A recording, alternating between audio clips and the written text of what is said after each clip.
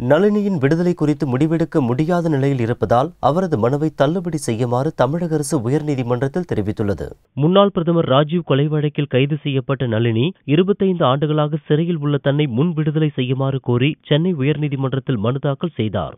20 ஆண்டுகளுக்கு மேல் சிறையில் இருப்போரை விடுவிக்கலாம் என்று கடந்த 1994ஆம் ஆண்டு தமிழக அரசு அரசாணை பிறப்பித்தது.